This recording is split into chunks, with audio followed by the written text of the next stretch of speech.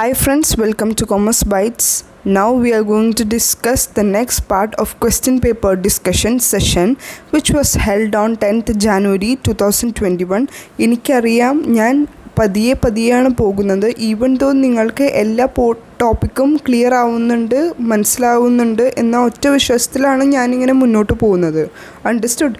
ഈ വീഡിയോ ആദ്യമായിട്ട് കാണുന്നവർ കൊമേഴ്സ് ബൈറ്റ്സിൽ പോയിട്ട് കയറി എല്ലാ വീഡിയോസും കണ്ടു നോക്കിക്കോ. It will be good for you. നിങ്ങൾക്ക് ഒരു സമയനഷ്ടവും ഒന്നും സംഭവിക്കില്ല, അതിനുള്ള ഗ്യാരണ്ടി ഞാനാണ്. Okay, so do watch all the videos which will be going to really helpful for your exam which is going to be conducted on June 2020.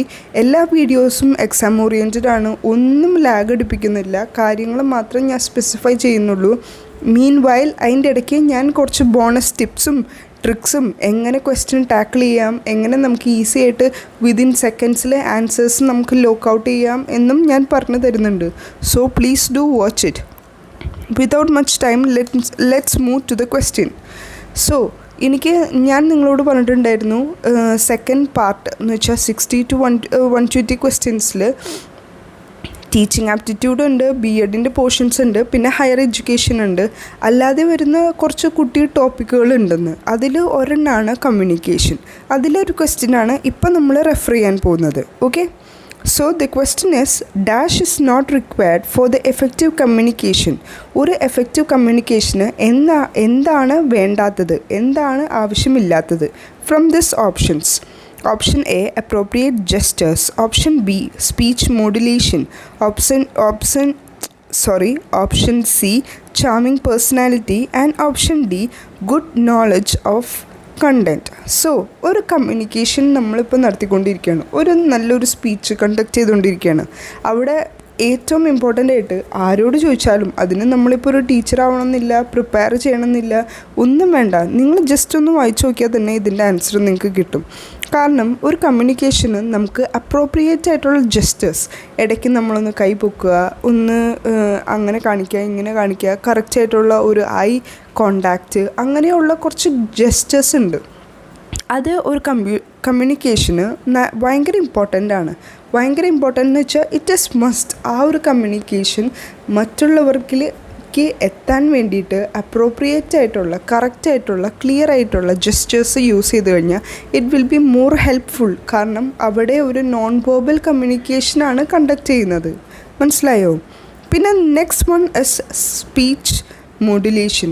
നമ്മളുടെ sound അതൊരു normal പേസും പിന്നെ ആവശ്യമുള്ള ടൈമിൽ അതിനെ നമ്മളൊന്ന് സ്ട്രെസ് ചെയ്ത് കുറച്ച് സൗണ്ട് കൂട്ടി, അല്ലാതെ ഉള്ളതിന് നല്ല ഒരു നോർമൽ പേസിൽ ഇങ്ങനെ പോകണം. അണ്ടർസ്റ്റുഡ്? So that's it. അതാണ് speech modulation. The C charming personality. ഭയങ്കര ക്യൂട്ടായിട്ടുള്ള ഒരാളെ പ്രസൻറ്റ് ചെയ്യാൻ പാടുള്ളൂ, അല്ലെങ്കിൽ ബ്ലാക്കായിട്ട് കുറച്ച് ഡാർക്കായിട്ടിരിക്കുന്ന ആൾക്കാർ വേണ്ട, കുറച്ച് നല്ല ക്യൂട്ടായിട്ട് ബബ്ലി ആയിട്ടുള്ള ആൾക്കാരായിരിക്കണം പ്രസൻറ്റേഷൻ നടത്താൻ.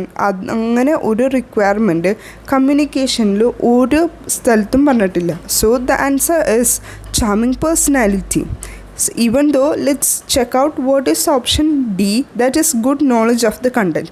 എന്തൊരു കാര്യം നമ്മൾ കമ്മ്യൂണിക്കേറ്റ് ചെയ്യുമ്പോഴും നല്ലൊരു കണ്ടൻറ്റ് ഉണ്ടെങ്കിൽ മാത്രമല്ലേ ആൾക്കാർ കേട്ടിരിക്കുകയുള്ളൂ. ഇപ്പോൾ എൻ്റെ ക്ലാസ് അറ്റൻഡ് ചെയ്യുന്ന 60 to 70 സ്റ്റുഡൻസ് ഈ ക്ലാസ് അറ്റൻഡ് ചെയ്യാൻ കാരണം എന്താണ്? നിങ്ങൾക്ക് നല്ലൊരു കണ്ടൻറ്റ് ഇതിൽ നിന്ന് ഫീൽ ചെയ്യുന്നുണ്ട്, അതിൻ്റെ റിസൾട്ടാണ് നിങ്ങളെൻ്റെ ക്ലാസ് അറ്റൻഡ് ചെയ്യുന്നത്.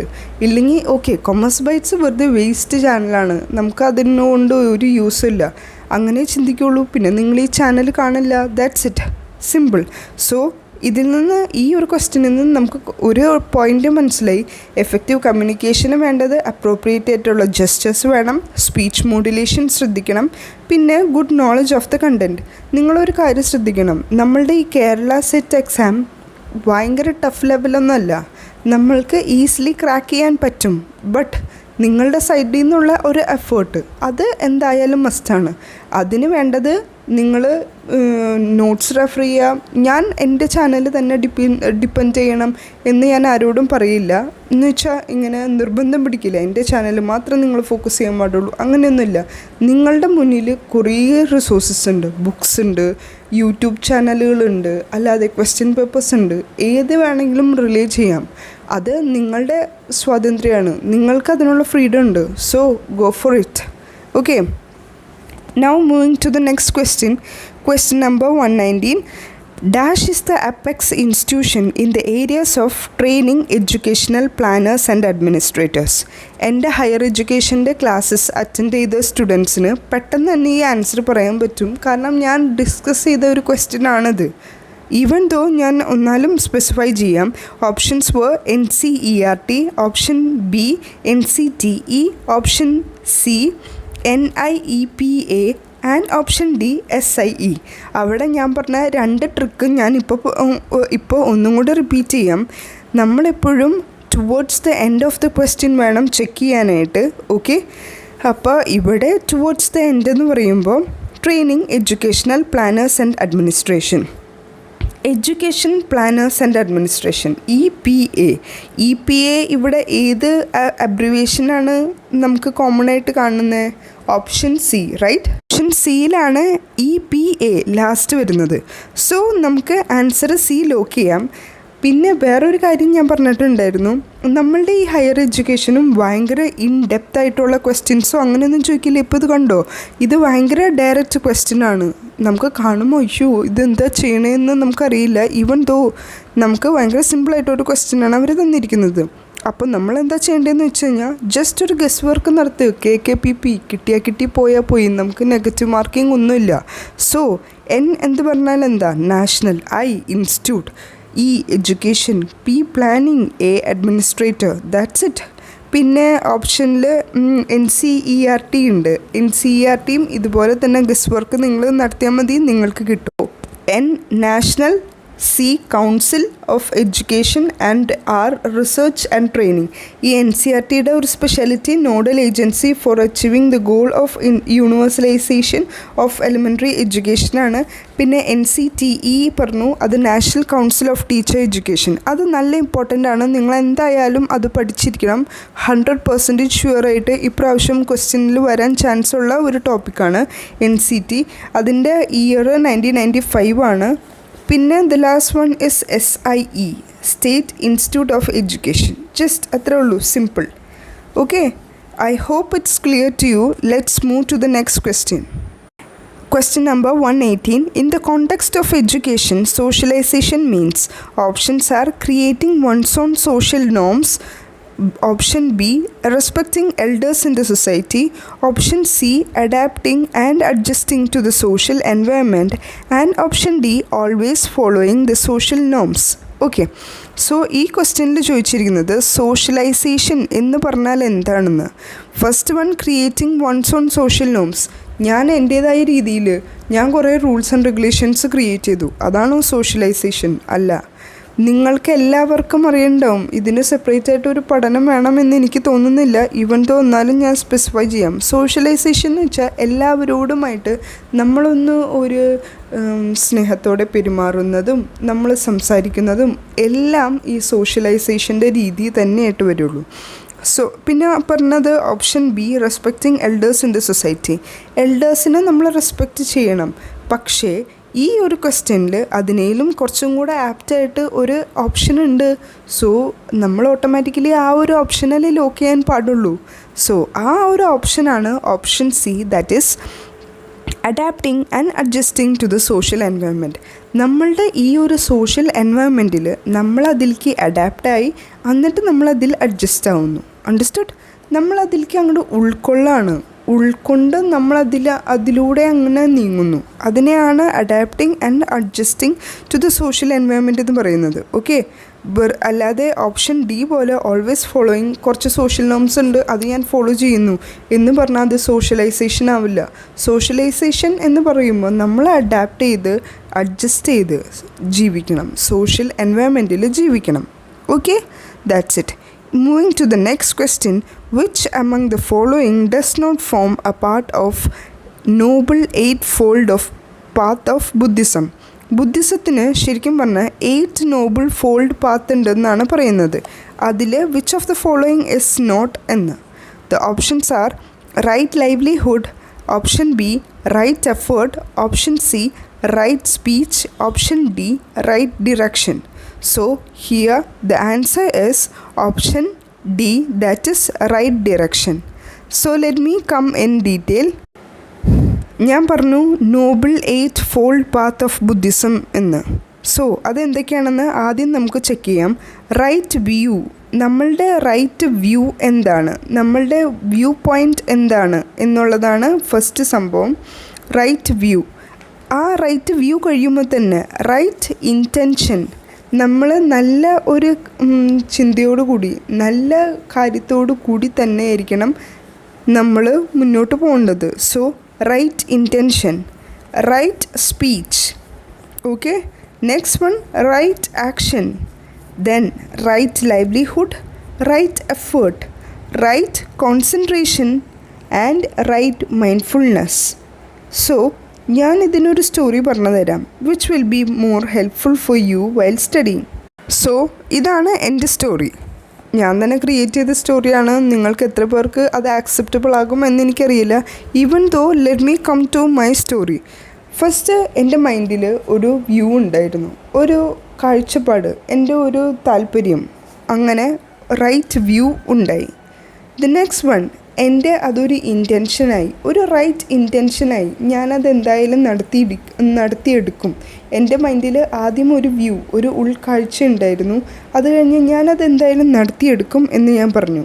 സംഭവം എന്താണെന്ന് വെച്ച് കഴിഞ്ഞാൽ ഞാനൊരു സ്പീച്ച് പറയാൻ പോകുന്നു, ഓക്കെ.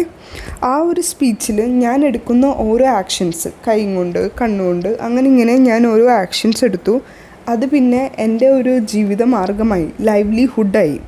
പിന്നെ ഞാൻ അതിലേക്കിട്ട എഫേർട്സ്, അതിലേക്കിട്ട എൻ്റെ കോൺസെൻട്രേഷൻസ്, അതെല്ലാം കൊണ്ട് എൻ്റെ മനസ്സ് നിറഞ്ഞു. അണ്ടർസ്റ്റുഡ്? കാര്യം ഭയങ്കര സിമ്പിളാണ്. ഒറ്റ സെൻറ്റൻസിൽ നമുക്കത് പഠിക്കാൻ പറ്റും. ആദ്യം എൻ്റെ മൈൻഡിൽ എനിക്കൊരു വ്യൂ പോയിൻ്റ്, ഒരു വ്യൂ, ഒരു ഉൾക്കാഴ്ച. എന്നിട്ട് പിന്നെ അതൊരു എൻ്റെ ഒരു ഇൻറ്റൻഷനായി. ഇൻറ്റൻഷൻ എന്തായിരുന്നു എന്ന് വെച്ച് കഴിഞ്ഞാൽ ഒരു സ്പീച്ച് പറയുക. ആ സ്പീച്ചിൽ ഞാൻ കാണിക്കുന്ന ആക്ഷൻസ്, പിന്നെ അതെൻ്റെ ഒരു ജീവിത മാർഗമായി. പിന്നെ എൻ്റെ എഫേർട്ടും എൻ്റെ കോൺസെൻട്രേഷനും എല്ലാം കൊണ്ട് എൻ്റെ മൈൻഡ് ഫുള്ളായി. സോ നമുക്ക് എല്ലാ പോയിൻറ്റും കവർ ചെയ്യാൻ പറ്റി. റൈറ്റ് വ്യൂ പറഞ്ഞു, റൈറ്റ് ഇൻറ്റൻഷൻ പറഞ്ഞു, റൈറ്റ് സ്പീച്ചിൻ്റെ ഇടയിൽ ഞാൻ പറഞ്ഞ റൈറ്റ് ആക്ഷൻ, പിന്നെ അതെൻ്റെ ഒരു ജീവിത മാർഗമായി. So right livelihood, then right effort, then right concentration, right mindful. എന്നെ മനസ്സിലായിട്ടുണ്ട്. ഞാൻ പറഞ്ഞ ഈ ഒരു സ്റ്റോറി അല്ല, ജസ്റ്റ് ഒറ്റ ഒരു സെൻറ്റൻസിൽ പറഞ്ഞു തന്ന ഈ പൊടിക്കൈ മനസ്സിലായിട്ടുണ്ടാവുമെന്ന് ഞാൻ വിശ്വസിക്കുന്നു. If you people like this story or this sentence or the phrase, what ever it may B, ഞാൻ എന്താണ് ഇതിനെ വിളിക്കേണ്ടത് എന്ന് എനിക്കറിയില്ല. ഞാൻ നിങ്ങൾക്ക് പഠിക്കാനുള്ള എളുപ്പത്തിൽ പറഞ്ഞു എന്നേ ഉള്ളൂ. ഇഷ്ടപ്പെട്ടെങ്കിൽ pop on your like button, okay. So let me know that നിങ്ങൾക്ക് ഇഷ്ടപ്പെട്ടോ ഇല്ലയോ എന്നുള്ളത്. സോ നമ്മളിപ്പോൾ ഇവിടെ ഡിസ്കസ് ചെയ്തത് നോബിൾ 8 ഫോൾഡ് പാത്ത് ഓഫ് ബുദ്ധിസമാണ്. ഇതുപോലെ എന്തെങ്കിലും ടോപ്പിക്ക് വരുമ്പോൾ ജസ്റ്റ് എന്തെങ്കിലും ഒന്ന് ക്രിയേറ്റ് ചെയ്യും. അപ്പോൾ തന്നെ നിങ്ങൾക്കത് ക്ലിയർ ആവും. നിങ്ങളുടെ മൈൻഡിൽ പെട്ടെന്ന് ഏറ്റവും കൂടുതൽ നിൽക്കുന്നത് ഒരു സ്റ്റോറിയോ ഇല്ലെങ്കിൽ ഒരു മൂവീൻ്റെ ഒരു വീഡിയോ ഒക്കെ നമ്മളുടെ മൈൻഡിൽ ഇങ്ങനെ നിൽക്കും, നമ്മൾ വെറുതെ പഠിക്കുന്നതിനേലും ഭേദം. So try to do like that. അപ്പോൾ നമുക്ക് ഭാവിയിലേക്കും ഫ്യൂച്ചറിലേക്കും നമുക്കത് യൂസ്ഫുള്ളാവും. So think about it. നിങ്ങൾക്ക് എന്തെങ്കിലും ഒരു കാര്യം പഠിക്കാൻ കിട്ടുന്നില്ലെങ്കിൽ ക്രിയേറ്റ് എ സ്റ്റോറി, എന്തുമായിക്കോട്ടെ. നമുക്ക് കേൾക്കുമ്പോൾ ഒരു ബുദ്ധിയില്ലാത്ത തരത്തിലുള്ള എന്തെങ്കിലും ഒരു സ്റ്റോറി ആയിരിക്കും, പക്ഷേ ഈവൻ തോ നമ്മളത് ഓർത്തിരിക്കും. അതാണ് ഈ ഒരു സ്റ്റോറി കൊണ്ടുള്ള ഗുണം. So try to learn like that. ഇതിപ്പോൾ ഞാനൊരു എക്സാമ്പിൾ പറഞ്ഞു എന്നേ ഉള്ളൂ. ഞാൻ നിങ്ങൾക്ക് പഠിച്ചോട്ടെ, നിങ്ങൾക്കത് മനസ്സിലായിക്കോട്ടെ എന്ന് വിചാരിച്ചിട്ട് ഞാനൊന്ന് സ്പെസിഫൈ ചെയ്തു എന്നേ ഉള്ളൂ. എത്ര പേർക്ക് ഇത് സ്വീകാര്യമാവും എന്ന് എനിക്കറിയില്ല. ഈവൻ തോ ഞാൻ നിങ്ങളൊന്ന് ഹെൽപ്പ് ചെയ്തു, നിങ്ങളൊന്ന് സപ്പോർട്ട് ചെയ്തു എന്ന് മാത്രമേ ഉള്ളൂ, ഓക്കെ. ഞാനെപ്പോഴും ശ്രമിക്കുന്നത് എന്നെ വിശ്വസിച്ചുള്ള ഒരു 70 to 80 സ്റ്റുഡൻസിന് ഞാൻ പറയുന്ന കാര്യങ്ങൾ എൻ്റെ ലെവലിൽ നിന്ന് പറയാതെ അവരുടെ ലെവലിലേക്ക് താഴെ ഇറങ്ങിച്ചെന്ന് സംസാരിച്ച് അവരോട് കൺവേ ചെയ്യാനാണ് എൻ്റെ ഒരു താല്പര്യം. എനിക്ക് അത് തന്നെയാണ് ഇഷ്ടമുള്ളൂ. കാരണം എപ്പോഴും നമ്മളൊരു ടീച്ചറായിട്ട് നിന്ന് അവരോട് സംസാരിച്ചിട്ട് കാര്യമില്ല. എപ്പോഴും ആ ഒരു സ്റ്റുഡൻസിൻ്റെ ലെവലിൽ നിന്ന് ഒന്നും അറിയില്ല എന്ന് വിചാരിക്കുന്ന ആ ഒരു ലെവലിൽ നിന്ന് വേണം, അവരുടെ ലെവലിൽ നിന്ന് വേണം നമ്മൾ സംസാരിക്കാൻ. എൻ്റെ ഫ്യൂച്ചർ ടീച്ചേഴ്സിനോട് എനിക്ക് പറയാനുള്ള ഒരു കാര്യം ഇത് തന്നെയാണ്. നിങ്ങൾ ചിലപ്പോൾ MA എടുത്തിട്ടുണ്ടാവും, BEd എടുത്തിട്ടുണ്ടാവും, MEd എടുത്തിട്ടുണ്ടാവും, whatever course you have been taken, never mind. നിങ്ങളെപ്പോഴും 5ാം ക്ലാസ്സിലാണോ പഠിപ്പിക്കുന്നത് അല്ലെങ്കിൽ +1 +2ലാണോ പഠിപ്പിക്കുന്നത്, go to their level and teach. നമ്മൾ ആദ്യമായിട്ടാണ് ഈ +1ലെ portions, accounts, business studies, economics, whatever it may be, നമ്മൾ ആദ്യമായിട്ടാണ് പഠിക്കുന്നത് എന്ന് വിചാരിക്കൂ. നമ്മൾ അവരുടെ ഒപ്പം പഠിക്കാൻ തുടങ്ങിയിട്ടുള്ളൂ എന്ന് വിചാരിക്കൂ. അങ്ങനെ വേണം പഠിപ്പിക്കാൻ. പഠിപ്പിക്കണം. അതിലാണ് ഏറ്റവും കൂടുതൽ ഇമ്പോർട്ടൻ്റ് ആയിട്ട് നിൽക്കുന്ന ഒരു key factor. So without much delay, let's move to the next question. An example of negative correlation. ഈ നെഗറ്റീവ് കോറിലേഷൻ എന്ന് പറയുമ്പോൾ തന്നെ നമുക്കറിയാം, കോറിലേഷൻ എന്ന് പറഞ്ഞാൽ 2 ഫാക്ടേഴ്സ് തമ്മിലുള്ള ഒരു റിലേഷൻ എന്താണെന്നുള്ളത്. നെഗറ്റീവ് കോറിലേഷൻ എന്ന് പറഞ്ഞു കഴിഞ്ഞാൽ ജസ്റ്റ് ഓപ്പോസിറ്റ്. പോസിറ്റീവ് കോറിലേഷൻ എന്ന് പറഞ്ഞാൽ 2 പേരും ഇപ്പോൾ 2 ഫാക്ടേഴ്സാണോ ഉള്ളതെങ്കിൽ 2 ഫാക്ടേഴ്സും ഒരേ ലെവലിൽ മൂവ് ചെയ്യുന്നു. ഇപ്പം മറ്റവൻ ഇൻക്രീസ് ചെയ്യുമ്പോൾ അടുത്ത ഫാക്ടറും ഇൻക്രീസ് ചെയ്യുന്നു. ആ സ്ഥാനത്ത് നെഗറ്റീവ് കോറിലേഷൻ ആണെങ്കിൽ ഒരുത്തൻ ഡിക്രീസ് ചെയ്യുമ്പോൾ ഒരുത്തൻ ഇൻക്രീസ് ചെയ്യും. അണ്ടർസ്റ്റുഡ്? So that's correlation. ഈ കൊമേഴ്സ് പഠിച്ച സ്റ്റുഡൻസിൽ ഈ നെഗറ്റീവ് കോറിലേഷൻ്റെ ക്വസ്റ്റ്യൻ കാണുമ്പോൾ ഭയങ്കര സന്തോഷമാവും. കാരണം അവരുടെ ടോപ്പിക്കിലുള്ളതാണ് ഈ negative correlation. So that's very simple. അതിലങ്ങനെ പേടിക്കേണ്ട ആവശ്യമൊന്നുമില്ല. കൊമേഴ്സുകാർക്ക് ഉള്ള ക്വസ്റ്റ്യനാണ്, നമ്മൾക്ക് പേപ്പർ 1ൽ തന്നെ അങ്ങനെ ചിന്തിക്കേണ്ട ആവശ്യമില്ല. നമുക്ക് ആ ക്വസ്റ്റ്യൻ വായിക്കുമ്പോൾ തന്നെ, ഞാൻ പറഞ്ഞില്ലേ, നിങ്ങളെപ്പോഴും ശ്രദ്ധിക്കേണ്ട ഒരു കാര്യം എന്താണെന്ന് വെച്ച് കഴിഞ്ഞാൽ, നിങ്ങൾക്കിപ്പോൾ ഒരു വേർഡ് അറിയില്ല, നെവർ മൈൻഡ്. നമ്മൾ ആ ഒരു വേർഡ് വെച്ച് നമ്മൾ കേട്ടേക്കണതും നമ്മൾക്കറിയാവുന്ന രീതിയിൽ ഒരു മീനിങ് അങ്ങോട്ട് കൊടുക്കൂ. എന്നിട്ട് അതിൻ്റെ ആൻസർ ട്രൈ ലോക്ക് ചെയ്യാനായിട്ട് ട്രൈ ചെയ്യും. നിങ്ങൾക്ക് എന്തായാലും ആൻസർ കിട്ടിക്കോളും. So without much delay, let's move to the options. And increase in population which leads to the shortage of food grains. Option B, poor intelligence means poor achievement in school. Option C, corruption in India is increasing. Option D, poor working condition retards output. Here, option A will be the correct answer because population increase ചെയ്യുമ്പോൾ food grains കുറയുന്നു. Automatically ആയിട്ട് നടക്കുന്ന സംഭവം, ഭക്ഷണത്തിന് ക്ഷാമം വരും. That's it. അപ്പോൾ ഒരെണ്ണം ഇൻക്രീസ് ചെയ്തപ്പോൾ ഒരെണ്ണം ഡിക്രീസ് ചെയ്തു. നമുക്ക് ഈവൻ ദോ ഓപ്ഷൻ ബി നോക്കാം. നമ്മളുടെ ഇൻ്റലിജൻസ് പൂറാണെങ്കിൽ അതുപോലെ നമ്മളുടെ അച്ചീവ്മെൻറ്റും പൂറായിരിക്കും. സോ അതൊരു പോസിറ്റീവ് ആയിട്ടുള്ള ഒരു കോറിലേഷനാണ്. രണ്ടും താഴ്ത്തിക്ക്, അത് ഒരേ ഡയറക്ഷനിൽ പോണത് നമ്മുടെ പോസിറ്റീവ് കോറിലേഷൻ അല്ലേ. So that's it. ഇനി ഓപ്ഷൻ സി നോക്കിയേ, corruption in India is increasing. Just ഒരു സെൻറ്റൻസേ പറഞ്ഞിട്ടുള്ളൂ. നമ്മളുടെ നാട്ടിൽ കറപ്ഷൻ കൂടിക്കൊണ്ടിരിക്കുകയാണ്, ഇന്ത്യയിൽ കറപ്ഷൻ കൂടിക്കൊണ്ടിരിക്കുന്നു. ആകെ ഒരെണ്ണത്തിൻ്റെ ഒരു കാര്യം മാത്രം പറഞ്ഞിട്ടുള്ളൂ, അത് കൂടിക്കൊണ്ടിരിക്കുന്നു എന്നേ അവർ സ്പെസിഫൈ ചെയ്തിട്ടുള്ളൂ. ഇനി next one, option D, that is poor working condition retards output. ഇതിൽ പറയുന്നത് പൂറായിട്ടുള്ള വർക്കിംഗ് കണ്ടീഷൻ ഔട്ട്പുട്ടിനെ ബാധിക്കും. അതെല്ലാം ഒരു സെൻറ്റൻസേ പറയുന്നുള്ളൂ, അതിൽ വേറൊരു ഫാക്ടറിനെ അവർ ഫോക്കസ് ചെയ്തിട്ടില്ല. So option A will be the correct answer. I hope it's clear to you. That's all for now. Let's see in the next video. Till then, work hard and study well. That's it. Thank you.